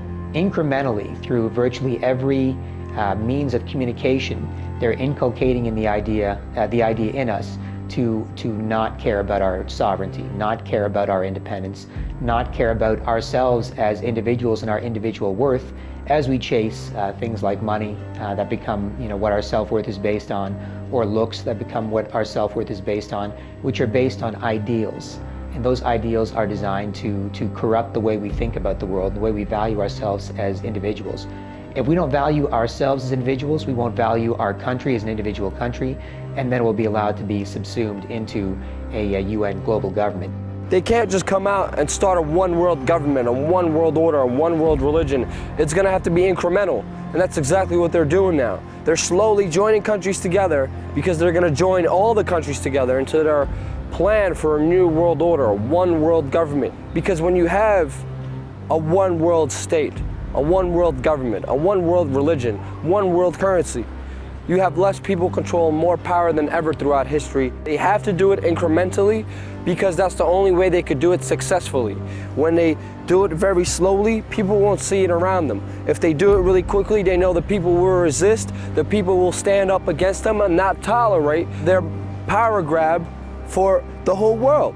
I am not looking to see any great progress here towards a deepening of our relationship on the economic and security side in the foreseeable future, but I personally think it will come. It will come. We're wondering how people would feel in America about a North American Union, kind of like the European Union between Canada, U.S., and Mexico. You got me. No? No. You haven't heard of it yet? No. You heard of the North American Union plan? Yeah. Yeah. The Amero? Oh man, that's way beyond my scope, Maddie. I don't even know what you're talking about. Honestly, it wouldn't make a difference to me. No? It just kind of goes right over my head, so it wouldn't make a difference to me. I seriously don't know. Really don't. I have no idea. Have you heard of a currency called the Amero? No, I haven't. Have you heard of the SPP, Security and Prosperity Partnership? No. It's a deal that was signed in 2005 between Canada, U.S., and Mexico. Have you heard of the Security and Prosperity Partnership? No, I haven't heard of that. Have you ladies heard of the European Union, where all the countries in Europe kind of merge together into one country? No. No? EU, they use a euro, they have one currency. Have you heard of the European Union? No. No? No. No. No? Have you heard of the European Union, EU? Okay. If one leader rules everything, do you know how fucked up the world is going to be, man? I find when I mention topics like the Security and Prosperity Partnership or North American Community or even the European Union that people have never heard of this stuff before. Do you think that people need to be encouraged to start looking into these issues if we're going to be facing them in the future? Well, I think that information and a knowledgeable public is a fundamental requirement for a democracy. And I worry greatly about the fact that people are, in many cases in our modern democracies, willfully uninformed. It's not that the information isn't available, especially with the internet. You can get information if you want it, but people just aren't interested. In a recent by-election in Ontario, 25% turnout. 25%. Unlike Afghanistan, nobody was threatening to cut your fingers off or to kill you if you voted. So, but there is a lack of democratic engagement, and part of that is a lack of involvement with understanding the issues, whatever they may happen to be. Tenemos la posibilidad ni el gobierno de darte más información. Aquí la poca que ves en la tele y lo poco que oyes es lo que logras ver y saber. Volvamos a lo mismo, todo es un genérico de desinformación. Yo te podría expresar más si yo supiera, pero como el tiempo para subsistir no nos da tiempo para informarnos. The main problem is nowadays, I mean, you have a family. I mean, both parents have to work just to scrape by. People don't have time to look into these things. So, and it's often a survival mechanism where people tend to be happy and comfortable in their own little comfort bubble, and to step outside of that and to have somebody suggest to you that the way things are run is not necessarily the way you think they are, it makes people uncomfortable, because now you have to admit that maybe you're wrong, you have to admit that maybe things aren't the way you thought they were. So really what people need to do is swallow their pride and seek truth honestly and unbiasedly. Because that is the ultimate weapon in the fight against the people's minds, is the truth. Right now, there's a war on for your mind. And right now, these people, they're not doing it by force, they're doing it through policy. People are slowly beginning to wake up to the fact that the Fourth Estate has simply not done their job with regards to North American Union or 9/11 or any of the other significant events that have occurred over the last 15, 20 years, probably even further back. People are waking up. They're not getting the truth from the Fourth Estate. The mainstream media will deliberately lie to you. They will distract you from the truth. The only threat is an informed, educated, participatory democracy. And we're not participant. And we're choosing to be misinformed by the propaganda given to us, and we're not educated on these issues. We have, by and large, a bi-party system in Canada. You have your liberals and you have your conservatives. United States, they have Republican and Democrat. But society, individuals as a whole, we get all excited at election time, and we elect an individual who's been appointed to that position to go fulfill that role, and the people who are appointing them are the very people who want to march us down to this whole globalization North American Union. We are losing our nation before our very eyes. We are at war. The other side is playing for keeps. And Canadian citizens are not standing up for this great country. And we need the citizens of our nation to stand up, stand strong, stand free, and vote themselves into power and take back what is rightfully theirs and their children to come. There are hundreds of elected officials to work on in this country at the federal, provincial, and municipal levels. You can go to them with a group of people and say, we want the fluoride out. Here's our evidence, what do you think? You can have a petition in your local neighborhood where you say, look, we've looked into this. The 10, 15, 20 of us in this neighborhood have looked into this, and we just need your help convincing our city councilor to look at this DVD. You can have a copy of it too, so we're all judging the same thing. And then the people in your neighborhood can see it, and they can say, yeah, of course the city councilor should watch this, and of course the city councilor should vote against this. And you can have all sorts of incremental changes at the grassroots level. It's possible through the political process by electing parliamentarians who are critical of the agreements to bring about change. Every time an election comes around and someone comes to your door handing out pamphlets, invite him inside and tell him what you know and ask him what he's going to do about it or she's going to do about it as an elected representative. They have to know that we know. They have to know that we're not going to stand for it. Start getting actively involved in local politics, because real change is not going to happen with a senator or a congressman or a president. It's going to happen in your city hall. It's going to happen with your sheriff, your mayor. And your little towns and communities, you could have the best change there because it starts with the people. And we have to understand the more we use our hearts and minds, the more we spread this message, the more we talk to people, the more we communicate people, the better life we will have for us and our children in the future. I am very proud to have all of you guys here. You guys are my family. You guys are my friends. You guys are my companions in this info war. And we will be successful one way or another because there is no defeat in our hearts. Whether it's raining, whether it's cold or miserable, we are still out here because we love this country, we love this flag, and we love our freedom. Liberty and justice for all, including sick and dying 9/11 first responders.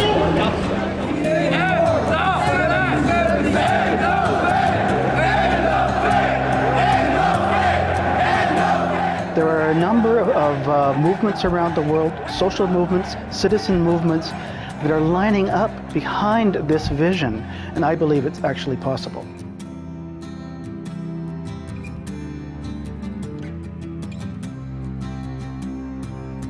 What people need to remember is that we make up the base.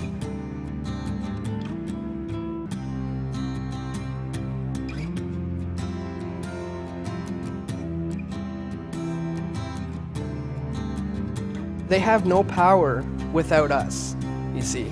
And all it takes is for enough people to step out of the system to cause a crash. You know, if the corner of the pyramid's missing, well, what happens? It all comes tumbling down.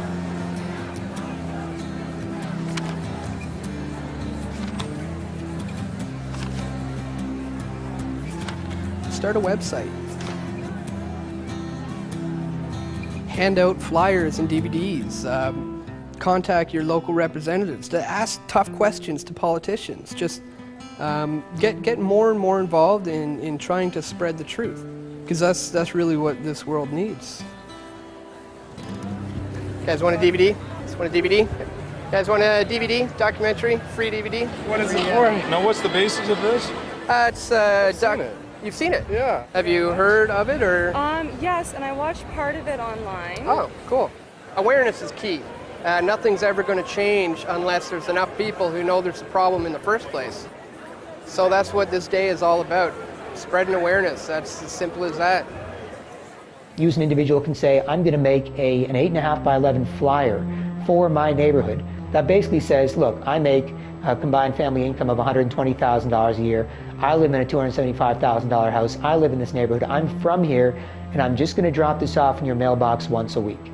And I think if everybody did this, and you put on there who you are and what your intentions are, you can be semi-anonymous if you want, but you basically say, I live in this neighborhood, and I'm making this statement on behalf of people who are basically me in terms of demographic, irrespective of what roles are assigned for us by the media and by our society.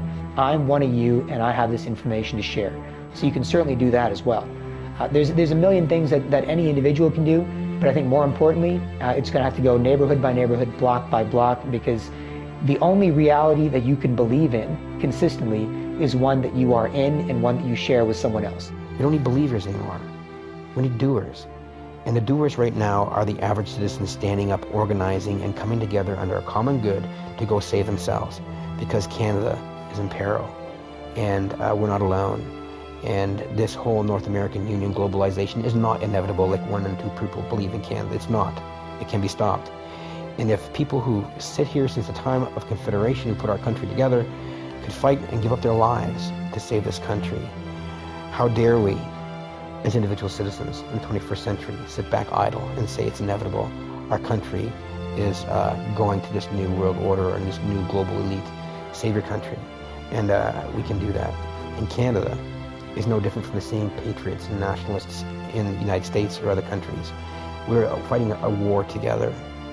Whether we're individual citizens of different countries, we have to fight the same people together. We need to come together, get out there, educate, inform your fellow man.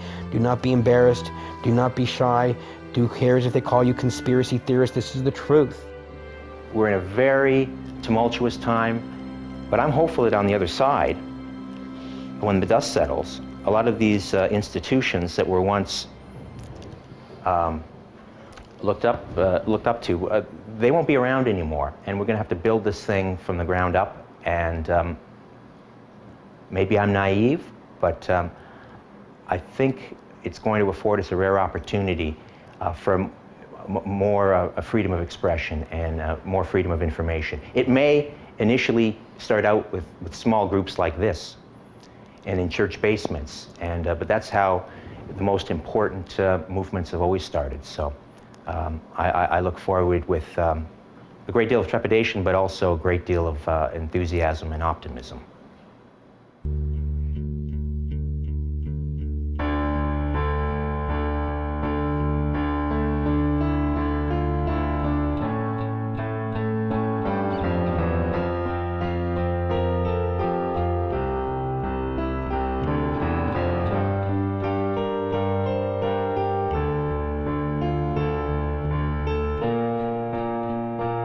Can you say today that this is not a prelude to a North American Union similar to a European Union?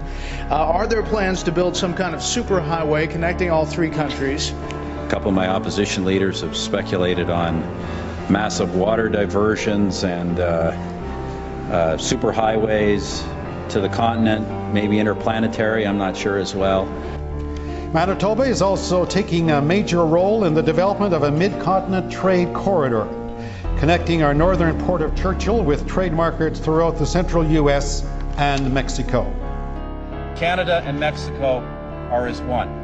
Canada and Mexico have both fought against protectionism, and our two countries have launched an appeal for a reinforced system of global financial regulation. Mexico is doing its part in promoting closer and better integration among countries in North America. The world grows more globalized day by day and is divided into large, increasingly integrated economic regions. We need more integration, not isolation nor protectionism. And we have agreed with Canada on that point in the G20 and other forums. 2009 is also the first year of global governance, with the establishment of the G20 in the middle of the financial crisis.